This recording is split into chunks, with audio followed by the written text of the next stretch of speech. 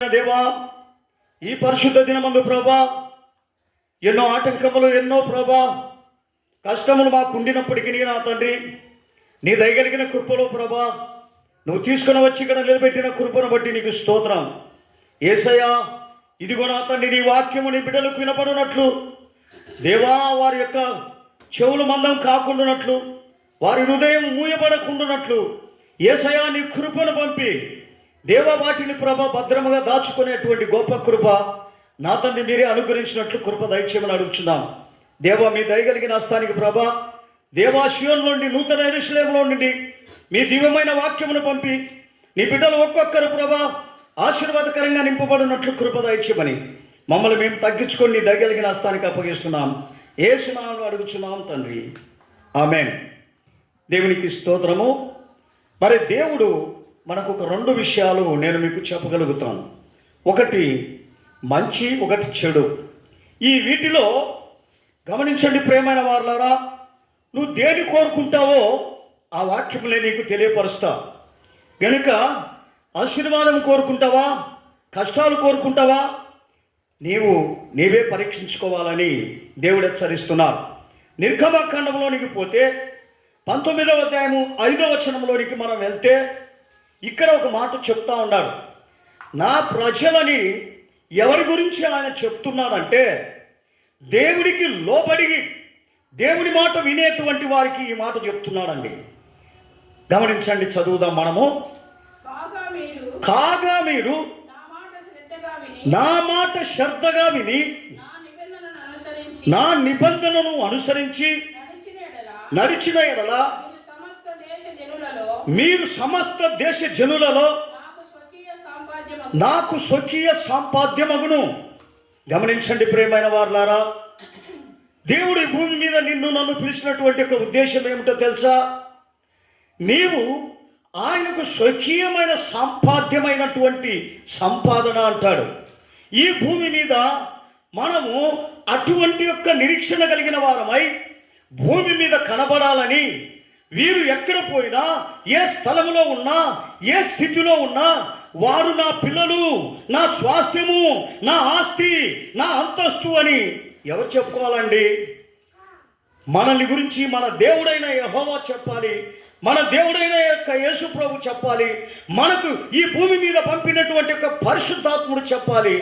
ఆ రీతిగా మన జీవితాలను ఆయనకు మనము సంపాద్యముగా ఈ భూమి మీద నేను సంపాదన చేసుకొని నా పిల్లలు వీళ్ళు అని అనేక మంది చెప్పుకునే రీతిగా మనము జీవించాలని నిన్ను నన్ను ఆయన ఏర్పరచుకున్నానని ఆయన చెప్తా ఉన్నాడు.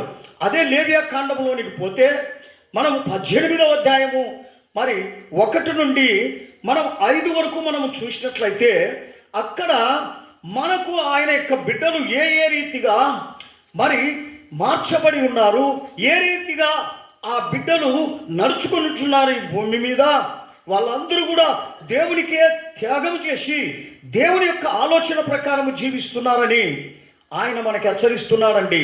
ఒకసారి మనం చదువుదాము. లేవియా కాండము 18:1 నుండి 5 వరకు ఒక్కొక్క వచనం. మరియు యెహోవా మోషేతో ఇలాగు సెలవిచ్చాడు, నేను మీ దేవుడనైనా యెహోవానని నీవు మీ ఇశ్రాయేలీయులతో చెప్పుము. మీరు నివసించిన ఐగుప్తు దేశ సంచారము చొప్పున మీరు చేయకూడదు. నేను మిమ్మల్ని రప్పించుచున్న కానాను దేశ ఆచారముల చొప్పున మీరు చేయకూడదు. వారి కట్టడలను బట్టి నడవకూడదు. మీరు నా విధులను గైకొనవలెను. నా కట్టడలను బట్టి నడుచుకొనుటకు వాటిని ఆచరింపవలెను. నీ దేవుడైన యెహోవానగు నేనే. మీరు నా కట్టడలను నా విధులను ఆచరింపవలెను. వాటిని గైకొనువాడు వాటి వలన బతుకును. నేను యెహోవాను. హల్లెలూయా. గమనించండి ప్రియమైన వారులారా, ఆయన ఈ భూమి మీద నువ్వు బతకాలంటే ఆయన కట్టడలను మనము గైకొనిన ఎడల వాడు ఈ భూమి మీద ఆశీర్వాదకరంగా జీవిస్తాను అంటున్నాడు. గమనించండి, ఆయన కట్టడలను ఎప్పుడైతే మనం తోసేస్తామో సమాధానం మన ఇంట్లో ఉండదండి, శాంతి మన ఇంట్లో ఉండదండి, నెమ్మది మన ఇంట్లో ఉండదండి. మనం భయంకరమైనటువంటి యొక్క బాధలకు, ఇరుకులకు, ఇబ్బందులకు లోనైన వారం అవుతాం. అందును బట్టే ఆయన అంటున్నాడు, ఈ సమాధానము లేకుండా జీవించడానికి కారణమేమిటి?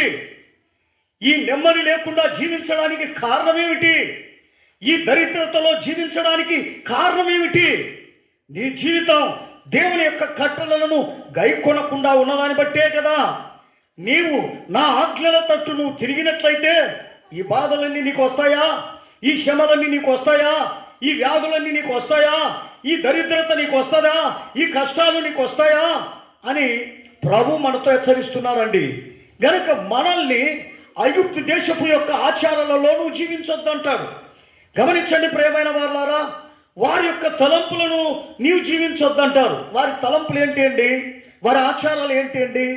గమనించండి, పొద్దున్నే లేచిన తక్షణమే వారు మంచిగా ఏమవుతారంటే స్టైల్గా స్నానం చేసి లిప్టిక్ వేసుకొని మంచిగా దూగి అందరికీ అటాక్షణంగా అందరూ వాళ్ళనే చూసేటట్లు ఆ యొక్క స్త్రీలు అలంకరింపబడతారు ఐగుప్తు దేశంలో. అటువంటి యొక్క అలంకరణ జీవితం నీకుండకూడదు అని ప్రభు సెలవిస్తున్నారు. తర్వాత వారు ఒక టయాన్ని ఎన్నుకుంటారు. ఇదిగో ఈ టైం మంచిది కాదు, ఈ టైం మంచిది, ఈ టైం మంచిది కాదు, ఈ టైం మంచిది, ఇలాగా దినాలను లెక్క పెడతారు, టయాలను లెక్క పెడతారు. వారి యొక్క జీవించే జీవితాన్ని వాళ్ళు లెక్క పెట్టుకొని బతుకుతూ ఉంటారు. గమనించండి ప్రియమైన వారులారా, ఎందుకు ఈ లెక్క పెట్టుకొని జీవించే వారి జీవితం పతనమైపోయింది అని చెప్తున్నాడు దేవుడు. అందుకనే నీవు ఆచారములలో ఉండొద్దు అంటాడు. నీవు అటువంటి యొక్క క్రియలు నీ దగ్గర కనిపించకూడదు అంటాడు.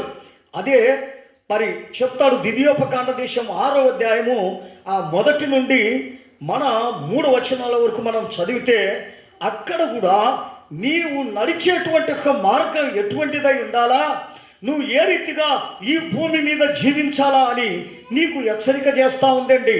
చదువుదాం 6:1 నుండి 3 వరకు.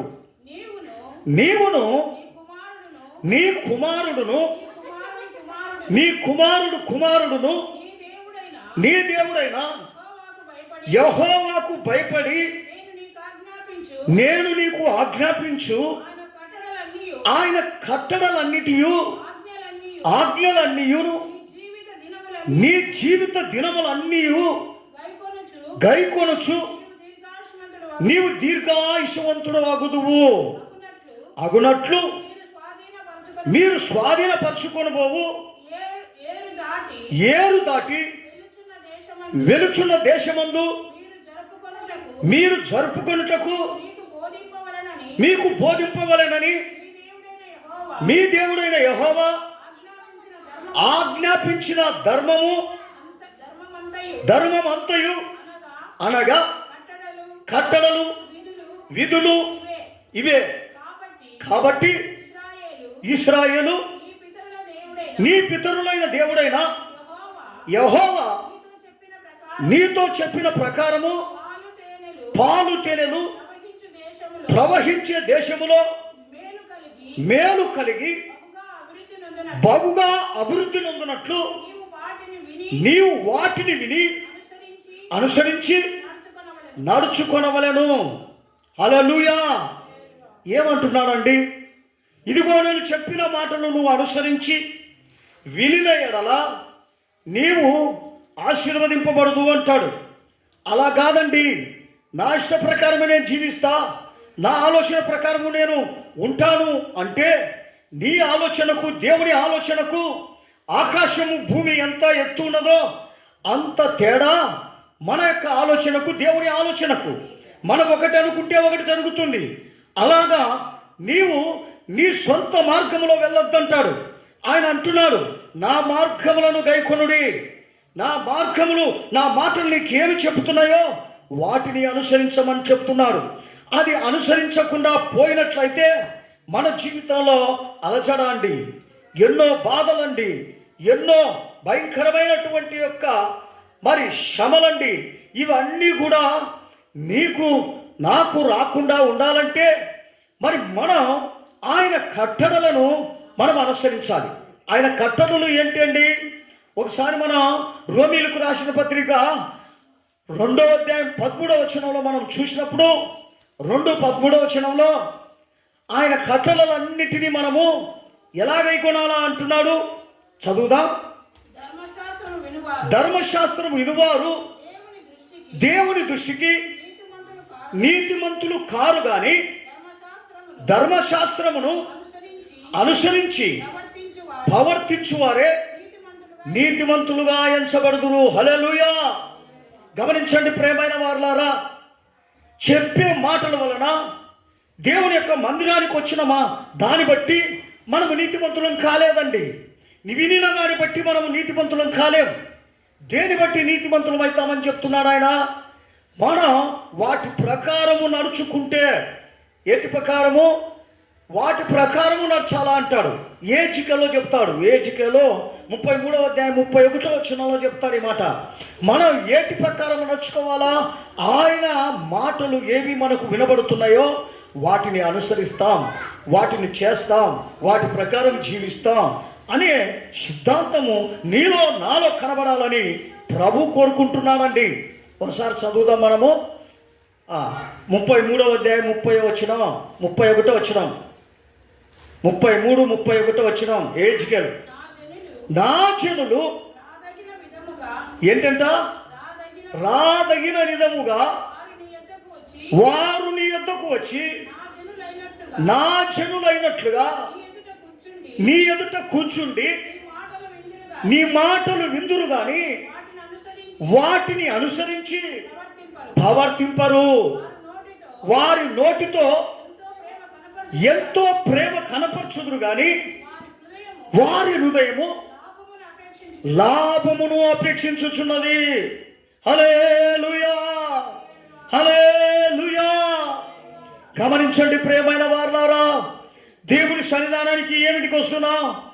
ఇదిగో మాకు ఏదైనా లాభం ఉంటుందా, ఏదన్నా మరి ఆశీర్వాదం వస్తుందా అని అనుకుంటున్నామే కానీ ఆ మాటల ప్రకారం మనం జీవించలేదంటున్నాడు. చూడండి, అదే దేవుడు అంటున్నాడు. ఆ స్థితిగతులను మనం తెలుసుకోవాలా అంటున్నాడు. అందుకు నా సన్నిధానానికి రండి, నా సన్నిధానంలో తెలుసుకొని వాటి ప్రకారం జీవించమని ప్రభు మనల్ని హెచ్చరిస్తున్నాడండి. అందుకనే ద్వితీయోపకాండ దేశంలో మనం చూసినప్పుడు 6వ అధ్యాయంలో 32వ అధ్యాయము 43వ వచనము 47 వరకు చదువుదాం. ద్వితీయోపకాండ దేశం 32వ అధ్యాయము 43 నుండి 47 వరకు. జనములారా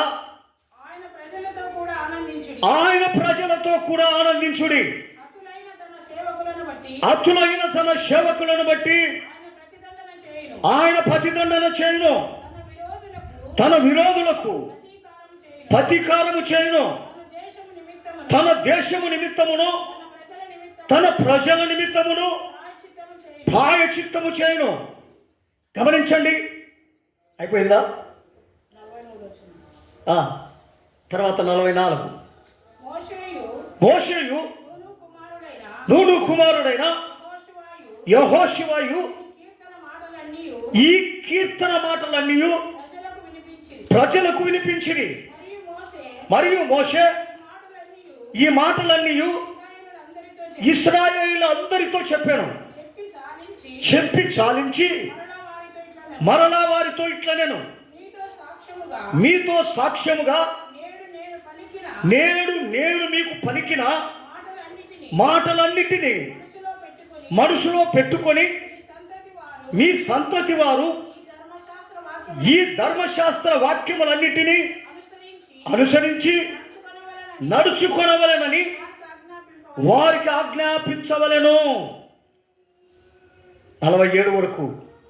గమనించండి ప్రియమైన వారులారా, ఈ స్థితిగతులు నీలో నాలో కనపరచాలని ప్రభు మనల్ని ఎక్కడికి పిలిచినాడు? దేవుని యొక్క సన్నిధానానికి పిలిచినాడండి. మనం ఏదో కాలక్షేపణ చేసుకొని మనకు ఆచారం కదా, మనం ఆదివారం పోయేటువంటి యొక్క నిబంధన కదా అనే స్థితి కాదండి మనకు. మనము పోయినందుకు మనలో ఒక మార్పు రావాలి. మనం వచ్చినందుకు మనలో ఒక దేవుని యొక్క ఆజ్ఞలు కనబడాలి. అందుకు దేవుడు ప్రయాసపడుతున్నాడండి. దేవుడు నిన్ను నన్ను వేడుకుంటున్నాడండి. మీరు నా మాట విని ఎప్పుడైతే వణుకుతూ ఉంటారో మిమ్మల్ని నేను ఏమాత్రము వదిలను, ఏమాత్రము మిమ్మల్ని చేయి వదలకుండా మీ జీవితాలను నేను చక్కపరిచి మిమ్మల్ని ఒక ఉన్నతమైన స్థితిలో పెడతాను అని ప్రభు చెప్తున్నాడండి. గమనించండి ప్రియమైన వారులారా, నీ జీవితకాలం అంతా మరవద్దంటున్నాడు. నీ బతుకు దినములన్నీ కూడా మరవద్దంటున్నాడు. వాటిని పక్కకైనాను అక్కకైనాను తోసివేయకుండా చక్కగా దానిని నడిపించు అంటాడు. అందుకనే నిన్ను నన్ను ఆయన తన ప్రజలుగా ఏర్పరచుకున్నాడండి. ఇక్కడ మనం రెండోదిగా మనం ఏం చూస్తున్నామంటే, వినని వారి స్థితి ఎట్లుంటుంది, వినేవారి స్థితి ఇలాగుంటే వినని వారి స్థితి ఎట్లుంటుందో మనం ఒకసారి దీర్ఘంగా ఆలోచన చేద్దాం. ఆ వినని వారికి ఏ యొక్క తలంపులు, ఏ యొక్క బాధలు, ఏ యొక్క కష్టాలు కనబడతాయో మనం ఈ వాక్యంలో మనము చూద్దాం. లేవియాకాండం 26వ అధ్యాయము 14 నుండి 39 వరకు ఒక్కొక్క వచనాల్లో మనము చూద్దాం.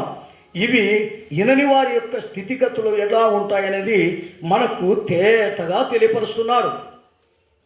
లేవియాకాండము 26వ అధ్యాయము 14వ వచనము నుండి, మీరు నా మాట వినక నా ఆజ్ఞలన్నిటినీ అనుసరింపక నా కట్టడలను నిరాకరించిన ఎడల, నా ఆజ్ఞలన్నిటినీ అనుసరింపక నా నిబంధనను మీరునట్లు మీరు నా తీర్పుల విషయమై అసహించుకొనిన ఎడల నేను మీకు చేయనదేమనగా మీ కన్నులను క్షీణింపజేయనట్లు ప్రాణమును ఆయాసపరచునట్టు తాప జరమును క్షయ రోగమును నేను మీ మీదికి రప్పించదను. మీరు విత్తిన విత్తనములు మీకు వ్యర్థములగును, మీ శత్రువులు వాటి పంటలు తినుదు. నేను మీకు పగవాడనగుదును, మీ శత్రువుల ఎదుట మీరు చంపబడదరు. మీ విరోధులు మిమ్మలను ఏలెదరు. మిమ్మలను ఎవరును తరమకపోయినను మీరే పారిపోదురు. ఇవన్నీ సంభవించినప్పుడు మీరు ఇంకా నా మాటలు వినకుండా ఉన్నట్లయితే నేను మీ పాపములను బట్టి మరి ఏడంతలుగా మిమ్మలను దండించేదను. మీ బల గర్వమును భంగపరచి ఆకాశము వినువలెను భూమి ఇత్తడి వలెను ఉండజేసేదను. గమనించండి ప్రియమైన వారులారా, ఇనకపోతే మనం ఈ జీవిస్తున్న ఈ ఆకాశం కింద బరువు, జీవితమే బరువు, నడిచేదే బరువు, ఇంట్లో ఉన్నాం బరువు, తింటున్నాం బరువు అనేది అర్థం కాదు. ఏది బతుకు? ఈ బతుకు ఏంటికి? ఏం ప్రయోజనం నాకు? దీని నుండి నేను ఏంది సాధిస్తున్నా? తింటున్నా, తాగుతున్నా, పనికి పోతున్నా, కష్టపడుతున్నా, అయాసత్తుతో ఇంటికి వస్తున్నా, పండుకుంటున్నా, తిరిగి పొద్దున్నే పోతాను. ఇదేనా నా జీవితం? నేను సాధించినది ఏంది? గమనించండి ప్రియమైన వారులారా, అలాగా బాధపడుతూనే జీవిస్తుంటారు, కష్టపడుతూనే జీవిస్తుంటారు, ఏడుస్తూ జీవిస్తూ ఉంటారు. ఇది కాదండి జీవితం. ప్రభువా, ఈ లోకములో నన్ను పుట్టించినందుకు నేను ఒక స్వార్థకమైనటువంటి ఉపయోగమైన కరమైనటువంటి మనిషినిగా ఈ భూమి మీద నీకు జీవించాలా ప్రభువా, నీ కొరకే నేను, నా కొరకు నువ్వు ప్రాణం పెడితే నీ కొరకు కూడా నేను ప్రాణం పెట్టి నీ ఆజ్ఞలన్నిటినీ గైకొనేటువంటి వానిగా సకల జనులకు నేను కనబడతా ప్రభువా. ఈ నిరీక్షణ, ఈ యొక్క ఆలోచన నీలో కనబడాలని ప్రభు కోరుకుంటున్నానండి. అదే ద్వితీయోపకాండ దేశం 28వ అధ్యాయం 15వ వచనం వంటి కొన్ని వచనాలు చదువుదాం. కొన్ని వచనాలు 15 నుండి చదువుదాం. 28, 15 నుండి ద్వితీయోపకాండ దేశం. నేను నీకు ఆజ్ఞాపించిన సమస్తమైన ఆజ్ఞలను, కట్టడలను నీవు అనుసరించి నడుచుకొనవలెనని నీ దేవుడైన యెహోవా సెలవిచ్చిన మాట వినని ఎడల. చూడండి ప్రియమైన వాళ్ళారా, ఎన్నో కష్టము కలిగినటువంటి శాపాలన్నీ నీ ఇంటి చుట్టూ, నీ చుట్టూ తిరుగుతూనే ఉంటాయి. ఎందుకు తిరుగుతూ ఉంటాయి? ఇంట్లోకి పోయినా బాధే, బయటకు వచ్చినా బాధే, పని చేసినా బాధే, కూర్చున్నా బాధే, లేచినా బాధే, మరి నడుస్తున్నా బాధే. పైకి మాత్రం మన ఐగుప్తు దేశంలో అలంకరింపబడినట్లుగా మనం కనబడుతున్నాం, కానీ లోపటైతే భయంకరమైనటువంటి బాధ, భయంకరమైనటువంటి శ్రమ, భయంకరమైనటువంటి వేదన. ఇవన్నీ రావడానికి కారణం ఏమిటండి చెప్పండి? ఒక వాక్యం విడిచి ముందు వాక్యం చదువుదామమ్మ. అదే దేవుడు ఆ వాక్యం విడిచి ముందు వాక్యం చదువయ్యా బాబు. నీవు లోపలికి వచ్చినప్పుడల్లా, గమనించండి, యాటికి వచ్చినప్పుడల్లా, లోపలికి వచ్చినప్పుడల్లా, ఎక్కడి మన ఇంట్లోకి వచ్చినప్పుడంతా శపింపబడతాం, వెలుపలికి పోయినప్పుడల్లా శపింపబడతాం. కారణం చెప్పండి? ఇవి శపింపబడడానికి కారణం ఏంటి? మన ఇల్లు కదా, మన యొక్క సొంతం కదా, మన యొక్క శరీరం కదా, మన జీవితం కదా. ఎందుకు ఈ శాపం వచ్చింది? దేవుని మాటలు వినకనే, దేవుని యొక్క ఆజ్ఞలు గైకొనకనే ఈ బాధలన్నీ మన మీదకి వచ్చినాయని మనం గ్రహించాలా అంటాడు. అది గ్రహించలేకపోతే ఎంత దౌర్భాగ్య స్థితి మన జీవితాలలో ఉంటుంది. అది ఆలోచన చేయాలని నిన్ను నన్ను దేవుడు ఇక్కడికి పిలుచుకొని వచ్చినానండి. అదే 2 రాజుల్లో మనం చూసినప్పుడు 17వ అధ్యాయము 7వ వచనం నుండి మనం చూద్దాం. 7వ వచనం నుండి మనం వినకపోతే మన జీవితాలలో ఏ యొక్క బాధలు, కష్టాలు, శ్రమలు ఇవన్నీ సంభవిస్తాయని ఆయన మనల్ని హెచ్చరిస్తున్నాడండి. చదువుదాం. ఎందుకనగా ఓ ఇశ్రాయేలీయులు ఐగుప్తు దేశంలో నుండి, ఐగుప్తు రాజైన ఫరో యొక్క బలము కింద నుండి తమ్మును విడిపించిన తమ దేవుడైన యెహోవా దృష్టికి పాపము చేసి ఇతర దేవతల యందు భయభక్తులు నిలిపి తమ ఎదుట నిలవకుండా యెహోవా ఎల్లగొట్టిన జనముల కట్టడలను, ఇశ్రాయేలు యొక్క రాజులను నిర్ణయించిన కట్టడలను అనుసరించుచూ ఉండిరి. దేవునికి భయపడలేదంట అండి. ఎవరికి భయపడుతున్నారంట? ఆజ్ఞలకు. అమ్మా, ఈరోజు బుధవారం పోకూడదు, మంగళవారం పోకూడదు. ఏంటి? ఈ ఆజ్ఞలకు భయపడుతున్నారంట. ఇదిగో పిల్లి అడ్డం వచ్చింది, పోకూడదు. దీనికి భయపడుతున్నారు గంట. కానీ నా దేవుడైన యెహోవా సజీవుడు, ఆయన ఆజ్ఞలను నేను గైకొనుచుంటే ఏది నన్ను హాని కలిగించదు అనేటువంటి సిద్ధాంతాలు వారి దగ్గర లేవంట. ఆ ఆచారాలు భయం పెట్టుకొని, ఇదిగో ఏంది, చిన్న సౌండ్ వచ్చే భయం, చిన్న నిమ్మకాయ కనపడితే భయం, చిన్న బొమ్మ కనపడితే భయం, ప్రతి దానికి భయపడుతుంటారండి. కారణం, ఎవరి ఆజ్ఞలు లేనప్పుడు, దేవుని ఆజ్ఞలు ఎప్పుడైతే మన జీవితాలలో లేకుండా పోతాయో ప్రతి దానికి భయపడుతుంటాం, ప్రతి దానికి వేదన పడుతుంటాం. ప్రతిదీ ఇవన్నీ కూడా మన జీవితాలలో రావడానికి కారణం ఏమిటి? తర్వాత 2వ వచనం విడిచి చదువు. ఆ వచనము 2వ వచనం విడిచి చదువు. ఎత్తైన కొండలన్నిటి మీదను సకలమైన పచ్చని వృక్షముల కిందనేమి అంతటను ఏం పెట్టుకున్నారంట? హల్లెలూయా. దేవునికి విరుద్ధమైనటువంటి కార్యాలు ఏమిటి? ఆ విగ్రహాలు ఏమిటి? ఇదిగో నీ ఆలోచన ఏమొస్తా ఉంది? దేవునికి సరైనది కాకుండా ఇదిగో నీ ఇష్ట ప్రకారం వచ్చేదే ఆలోచన. అదేనండి ఆ విగ్రహం. అది మనకు అర్థం కాలే. నీవు ఆలోచన చేసేటువంటి యొక్క గుణమే నీకు విగ్రహంగా మారి, నువ్వు చేసినటువంటి ఒక పాపమునకు అది నీకు విగ్రహముగా మారి ఆ పాపమును నువ్వు అణిసివేస్తా ఉంది అంటున్నాడు. అందుకని వాటినన్నిటినీ నీ దగ్గర నుండి తోసివేయమంటున్నాడు. వాటినన్నిటినీ నీ దగ్గర నుండి తీసివేయమంటున్నాడు. నీవు దేవునికి ఎలాగా కనపడాలని దేవుడు సెలవిస్తున్నాడో తెలుసా? నువ్వు ఒక నూతన సృష్టి. పాతవి నీలో గతించిపోవాలి, కొత్తగా కనపడాలి ప్రభుకని ప్రభు నేను బతిమలాడుకుంటున్నాడండి.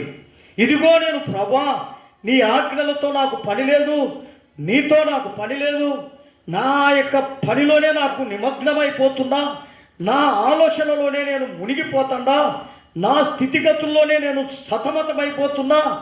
దేవుడు ఎక్కడున్నాడని నేను నా మనసులో ప్రతిదినం అనుకుంటున్నా. దేవుడు ఉన్నవాడైతే నన్ను కాపాడడా? దేవుడు ఉన్నవాడైతే నన్ను రక్షించడా?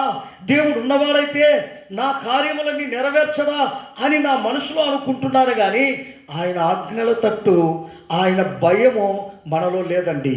అందును బట్టి భూమి మీద సకల జనులు ఏమైపోతా ఉన్నారో తెలుసా? అనేకమైన రోగాలు, అనేకమైన కష్టాలు, అనేకమైన బాధలు, అనేకమైన ఇరుకులు, అనేకమైన ఇబ్బందులతో సతమతమైపోతూ ఉన్నారు. దేవునికి స్తోత్రం. వారు సంపాదన చేసిన డబ్బంతా హాస్పిటల్కే పోతా ఉంది, కానీ మరి వారికి తృప్తినివ్వలే, వారికి సహాయం చేయలే డబ్బు. వారు ఇదిగో నాకు అన్నీ ఉన్నాయి, ఇన్ని ఉన్నాయి, నాకేం భయమని వాటి మధ్యలో జీవిస్తున్నారే. కానీ అవన్నీ పక్కన పెడితే ఒక్కసారి ప్రభువును నువ్వు చూసినట్లయితే ఉచితముగా నీకు ఇచ్చినది నువ్వు ఆలోచన చేయలే.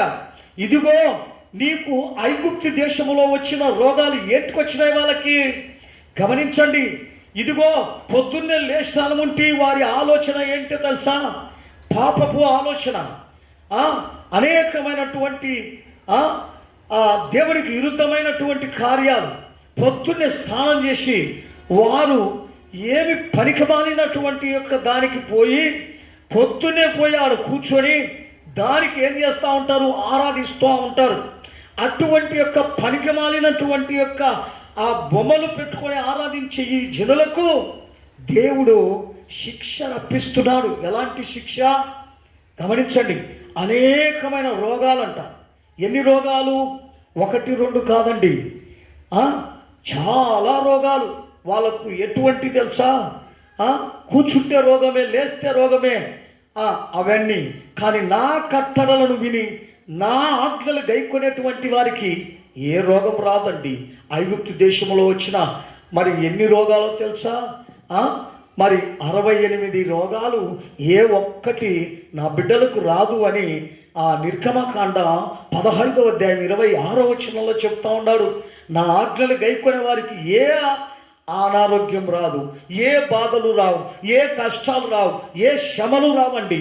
వారిని రక్షించే దేవుడను నేనే అంటున్నాడు. చదువుదాం ఆ వాక్యము ఒకసారి చదివి. నీ దేవుడైన యెహోవా వాక్కును శ్రద్ధగా వినాలి, ఆయన దృష్టికి న్యాయమైనది చేసి ఆయన ఆజ్ఞలకు విధేయులై ఆయన కట్టడలను అనుసరించి నడిచిన ఎడల నేను ఐగుప్తీయులలో కలుగజేసిన రోగములలో ఏది మీకు రాదు, నిన్ను స్వస్థతపరచు యెహోవాను నేనే అనెను. హల్లెలూయా. గమనించండి ప్రియమైన వారులారా, మనం ఎప్పుడు కూడా ఆయన యొక్క ఆజ్ఞలు గైకొంటూ ఉంటే, ఆయన మాటలు శ్రద్ధగా మన హృదయంలో ఉంటే ఆయన ఏం చేస్తాడంట? ఏ రోగాన్ని నీ ఇంటికి పంపడంట, ఏ యొక్క బాధ నీ శరీరానికి పంపడంట. ఆయన నిన్ను ఏ రీతిగా కాపాడుతాడో తెలుసా? తన దూతలను పెట్టి నీ కుటుంబాన్ని నీవు నడిచే నడకలయందు నీవు చూడకుండా పోతా ఉంటే, ఆ చూడకుండా పోయినప్పటికీ కూడా ఆ గుంతలో పడకుండా, ఆ మరణము నీకు రాకుండా, ఆ రాయి తగలకుండా, ఆ కంప తగలకుండా తమ చేతులతో ఎత్తి పట్టుకుంటారంట దేవదూతలు. ఎవరికి? ఎవరిని ఎత్తి పట్టుకుంటారు చెప్పండి? ఆయన ఆజ్ఞలు గైకొనే వారికి, ఆయన ఆజ్ఞలు గైకొనకుండా ఉండేవారికి ఆయన వచ్చి పట్టుకుంటాడా? ఆయన రక్షిస్తాడా? గమనించండి ప్రియమైన వారులారా, ఆ రీతిగా మనము గుర్తెరిగి సమయం ఉండగానే మన జీవితాన్ని సరిచేసి, ఇదిగో సమయం వచ్చి అయిపోయిన తర్వాత ఏమో అంటారు, ఒక శాస్త్రం అంటారు, ఆ ఆకులు ఏమంటారు, చేతులు గాలినాక ఆకులు పట్టుకుంటే ఏం ప్రయోజనం? గనుక సమయం ఉండగానే మన జీవితాన్ని మార్చుకుందాం, మన యొక్క పద్ధతి మార్చుకుందాం, మనం ప్రభు కొరకు జీవిస్తాం. చివరి దినాలలో ఉన్నాం. భయంకరమైన హఠాత్తుగా మనకు వస్తాయి. రోగాలైనను, బాధలైనను, మరణమైనది చెప్పి రాదండి. గనుక ఇటువంటి అన్నీ మనందరికీ యూట్యూబ్లలో, వార్తల్లో చూపిస్తున్నాడు. ఇదిగో నా మాట వినని జనులు చూడండి ఎలాగ కొట్టుకోబోతున్నారో, నా మాట వినని జనులు చూడండి ఎలాగ చనిపోతూ ఉన్నారో, హఠాత్తుగా చనిపోతూ ఉన్నారు, హఠాత్తుగా పాడైపోతూ ఉన్నారు. ఇవన్నీ నువ్వు గుర్తెరిగి జీవించమని నీతో నాతో చెప్తున్నాడండి. దయచేసి అందరం పెద్ద మొక్కలు వేస్తా. నా దేవుని, ఇదిగో ప్రభువా, నీ చిత్త ప్రకారం నడుచుకోవడానికి సహాయం చేయండి, నీ ఆలోచన ప్రకారం నడుచుకోవడానికి నన్ను నడిపించు ప్రభా అని మనం అందరం కూడా ప్రభుకు అప్పగించుకుందాం, ప్రభుని ఏడుకుందాం.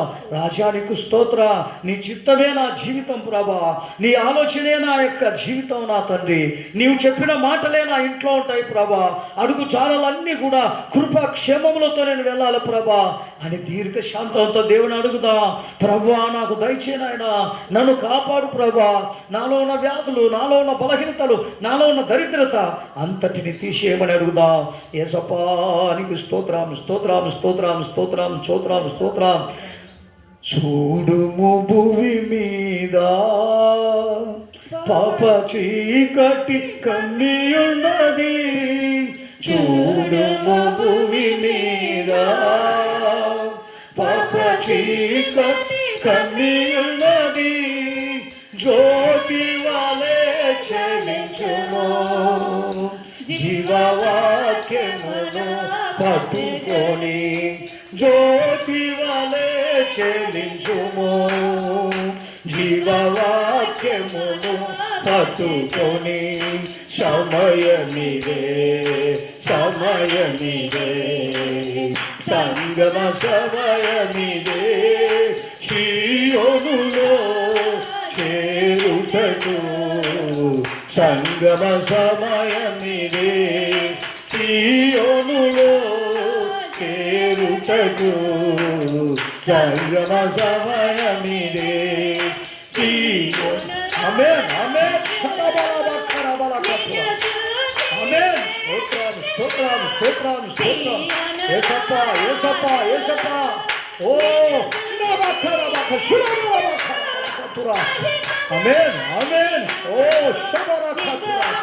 యేసయ్యా సహాయం చేయ ప్రభా. ఓ పరిశుద్ధుడా సహాయం చేయండి నాయన. యేసయ్యా ఇది స్తోత్రం, యేసయ్యా స్తోత్రం, స్తోత్రం, స్తోత్రం, స్తోత్రం, స్తోత్రం, స్తోత్రం. యేసు ఇంతవరకు మనతో హెచ్చరించిన కృపను బట్టి దేవునికి స్తోత్రం చేస్తాం. స్తోత్రం, స్తోత్రం, స్తోత్రం, స్తోత్రం. చిన్న ప్రార్థన చేసుకుందాం. పరిశుద్ధుడు అయిన దేవా, ఈ ఉదయకాలం ముందు చిన్న మందగా చేరి ప్రభా, దేవాన్ని స్తుతించుండగా ప్రభా మీరు మా మధ్యలోనికి వచ్చి మేము నీ కట్టడలను గైకొనుచు, నీ ఆజ్ఞలను అనుసరించుచు, నీ చిత్తం చేయాలని ప్రభా మీరు సెలవిస్తున్నారు. అటువంటి నిరీక్షణతో ప్రభా మా జీవితంలో అంటుకట్టుబడి ఉన్నాయి తండ్రి. అది గుర్తెరిగి ప్రభా ఏది చేయాలనే మీ చిత్త ప్రకారం చేస్తూ, మీ ఆలోచనలో మేము నడుస్తూ, మీ యొక్క మార్గములను ప్రభా మేము రుచించుచు దేవాయి భూమి మీద జీవించాలని హెచ్చరించిన వాక్యమును బట్టి నీకు స్తోత్రము నాయనా. అలాంటి స్థితిగతులలో మేమందరం కూడా మేము నడుచుకొని ప్రభా మీకు మాదిరిగా వెళ్ళడానికి సరిపడే శక్తి బలమును ప్రభా మాకు ఒక్కొక్కరికి అనుగ్రహించమని అడుగుతున్నాం. వచ్చిన బిడ్డలందరినీ ఆశీర్వదించండి. నా తండ్రి త్వరలో రాబోతున్న ఆ నిత్యరాకట్లో ప్రభా మేమందరము చేరేటువంటి గొప్ప కృప బలమును మాకు వచ్చిన ప్రతి బిడ్డకు మీరే అనుగ్రహించమని మమ్మల్ని మేము తగ్గించుకుంటూ నీ దయగలిగిన హస్తానికి అప్పగిస్తున్నాం. యేసునామములో అడుగుచున్నాము తండ్రి, ఆమేన్. స్తోత్రం స్తోత్రం స్తోత్రం. హల్లెలూయా హల్లెలూయా హల్లెలూయా. స్తోత్రం. క్షమించండి, నా ప్రాణమా అని చెప్పలేదు.